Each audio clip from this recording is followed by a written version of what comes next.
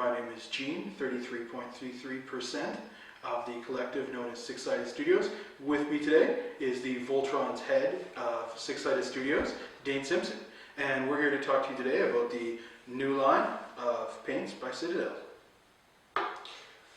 So we're going to start off with the Base paint. Base paint.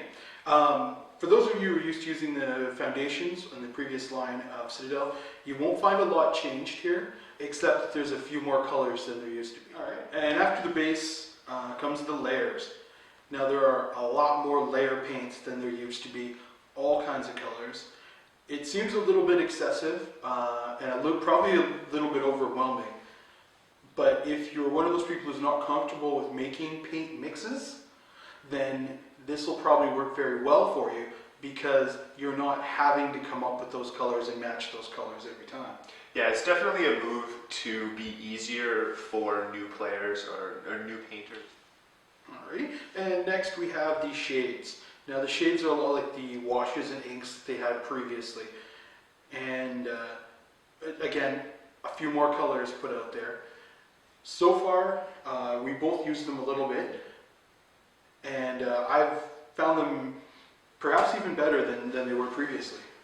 Yeah, as for the paint themselves, it's a little bit oilier than their old washes. It seems to go into the recesses a little bit better, a little less surface tension, so you're not getting the paint sitting on top of those high spots and sort of tinting the entire miniature anymore. All right, so that brings us to in my opinion, the best improvement on the new paint line, and that is the dries.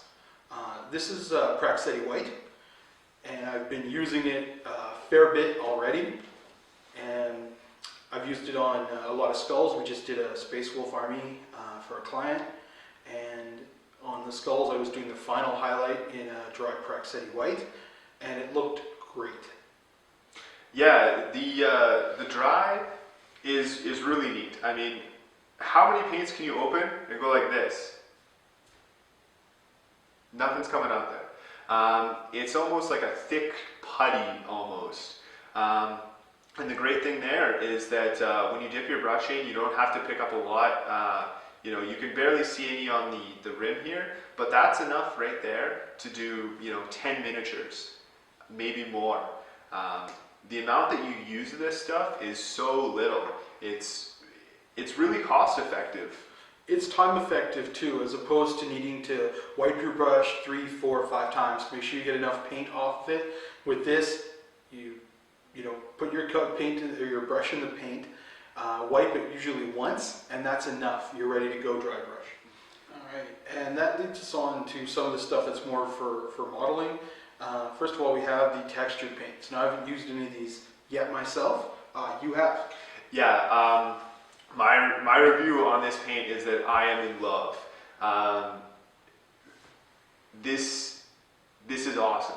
Basically, what it is paint mixed with sand at its bare bones. But what it allows you to do is it allows you to paint on the bases of miniatures. For somebody who doesn't have a lot of experience or doesn't want to invest in all of the stuff that goes into having all the proper basing materials for a set of miniatures, this is all-in-one bottle basing kit for you. You just brush it onto the base, it gives it instant texture. In combination with the dry, all your minis are based already. It's a really simple 2-step process, and that's really just the start of what you can do with this stuff. I know we've talked about, you can create texture if you're doing walls. If you want to do brickwork, you just paint that on there, give it a quick little dry brush over top, and it's going to look like bricks. You can also use it for weathering on vehicles. You can make it look like it got caked on mud on the tracks and stuff like that. It comes in a lot of different colors. You've got the browns and sort of the more clay colors, as well as like a desert sand color and a white. It would be really useful for doing snow effects for, say, like space wolves. All right. Then we have the glazes, and this is something that's going to take a little bit of getting used to, a little bit of work in order, I think, to understand properly. I know what a glaze is, and for those of you, my understanding is that a glaze is an extremely watered down paint that you use basically to stain a color over a surface area. So the fact that they're giving you glazes now in a bottle, as opposed to what I was doing 2 weeks ago when I was making glazes, which is mixing it and then watering it down, watering it down, watering it down, hoping I had the right consistency, that they're giving it to you in a bottle now, which is kind of nice. And although I haven't had a chance to use it yet, the most recent White Dwarf has an example of a metal miniature where they use different colored glazes on it to actually stain it different colors. So for instance, I think they have a Chaos Warrior, they stain it red to look Cornish, and it comes out really nice, so I can't wait to try it out myself. Alright, and then there are the technicals. Now the technicals are sort of a group, but they don't really have anything in common. Yeah. The technical I think we've had the most experience with so far is the liquid green stuff. For me, the liquid green stuff, I don't really like it. I think that I definitely prefer regular green stuff over the liquid green stuff. Although it does have its benefits, you're able to sort of paint it into the cracks and recesses of minis that don't quite fit perfectly. For the other technicals, I'm glad that they're bringing back the paint on primer.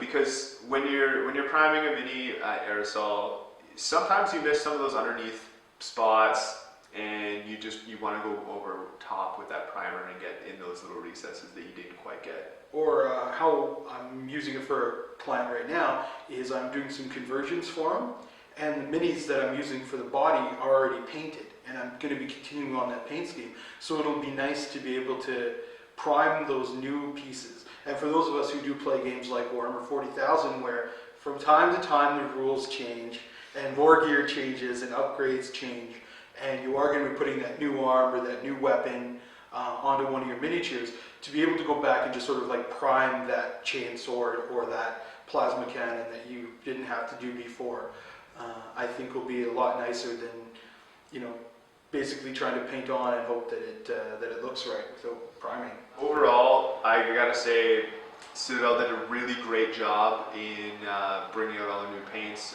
They went in some new directions with their textures and their dries and everything like that, glazes, and they're definitely amazing. I have nothing else really that I can say.